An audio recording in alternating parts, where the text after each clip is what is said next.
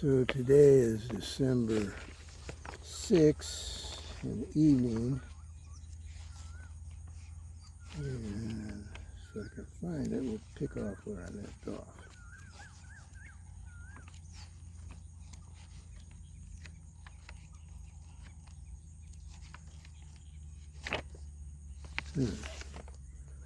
Well, got the wrong book. So we're not going to do that.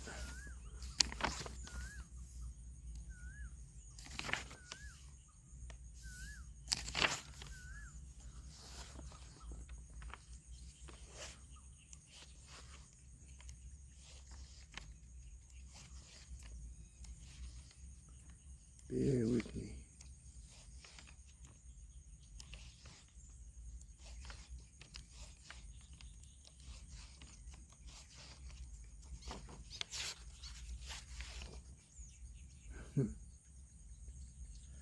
Well, we're going to start with this. Okay. This is Roman numeral XLIX. Page 100, chapter 2, I think. Yeah, the Lankavatara Sutra. At that time, Mahamati, the Bodhisattva Mahasattva, again said this to the Blessed One. Pray tell me, Blessed One, regarding the stream entered in their special attainment with which characterizes a state of stream entered, whereby I and other bodhisattvas thoroughly becoming acquainted with the stream entered and their special attainment characterizing a state of stream entered will proceed to know the means and conduct which characterize the state of once entering, never returning, and arahatship, and they will then explain the Dharma to all beings in this manner. Having understood the twofold form of egolessness, and 117, having cleansed themselves of the twofold hindrance, they will by degrees go through the stages of bodhisattvahood, each of which has its own characteristics, in attaining tathagatahood, whose spiritual realm is beyond conceivability. They will be like a multicolored gem and will accomplish what is good for the lives of all beings, providing them with every teaching, condition, deportment, body, and enjoyment. Replied the Blessed One, listen well, Mahamati, and take well to heart. I will tell you. Mahamati, the Bodhisattva Mahasattva, answering him, said, very well, Blessed One. The Blessed One then said this, Mahamati, in the fruit attained by the Savakas, 3 kinds are distinguishable. What are the 3? They are graded, Mahamati, low, middle, and highest. The low ones will be reborn 7 times when their existence will come to an end. The middling will attain nirvana in 3 to 5 births, and the highest will attain nirvana in this birth. Mahamati, for these 3 classes of the stream entered, there are 3 kinds of knots, weak, middling, and strong. What are these 3 knots, Mahamati? They are the view of an individual personality, 2, doubt, and 3, the holding on to moral practices. Mahamati, when all these 3 knots are in succession promoted to the higher stage, that will be the attainment of arahatship. Mahamati, there are 2 kinds of the view of an individual personality, that is, the inborn one, the one due to false imagination, is like the relation between the relativity view and the false imagination of the 3 subhavas. For instance, Mahamati, depending on the relativity view of things, there arise varieties of attachment to the false imagination. But this existence is neither a being nor a non-being, or nor a being and non-being. It is not a reality because of false imagination, and being discriminated by the ignorant assumes varieties of individual signs to which they are strongly attached, such as the deer does to a mirage. Mahamati, this is the view of an individual personality falsely imagined by the stream entered, which has been accumulated for a long time by their ignorance and attachment. This is destroyed when the ignorance of a person is obtained, by which the clinging ceases. Ooh, no more clinging.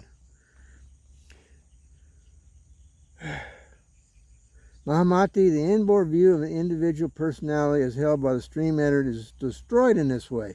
When this body, which belongs equally to each of us, is considered, it is perceived that it consists of form and other form sanghas. The form takes rise its rise in the elements and their belongings, and the elements are mutually conditioning, and hence there is no aggregate known as form. When thus the stream entered realized that the idea of being and non-being are a partial view of truth, the view of individual personality is destroyed.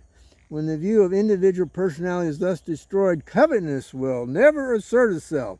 This, Mahamati, is what characterizes the view of individual personality. Whoa. Ha! Again, Mahamati, as regards to the nature of doubt, when the Dharma is attained and realized and thoroughly understood as to its characteristics, and when the twofold view of individual personality is destroyed as previously described, no doubt is cherished in the teaching of the Buddhas, and there is no doubt in the minds of the stream enter to follow the lead of any other teacher because of the difference between purity and non-purity. The Matimata is what is meant by doubt, discarded by the stream entered. Again, Mahamati, how is it that the stream entered do not hold themselves to morality? They do not because they clearly see into the nature of suffering whenever they may be reborn. What is meant by the holding? Mahamati, that the ignorant and simple-minded observe the rules of morality, piety, and penance is because they desire thereby to attain worldly enjoyments and happiness. They cherish the hope of being born in agreeable conditions, and the stream enter do not hold to the rules of morality, for their thoughts are turning only towards the exalted state of self-realization, and that the reason they devote themselves to the details of morality is that they wish to master such truths as are in conformity with non-discrimination and undefiled outflows. This, Mahamati, is the way in which the stream-entered ones will hold to morality and piety. Mahamati, by thus breaking up the three knots of the stream-entered, will discard covetousness, anger, and folly. Yeah. Mahamati said, many kinds of covetousness are taught by the Blessed One. Which of them is to be cast aside? The Blessed One replied, the world with love grows, where love grows, the desire for sexual embrace, showing itself in beating, slapping, suggesting, kissing, embracing, smelling, looking sidewise, and gazing may give one momentary pleasure, but is productive of future grief.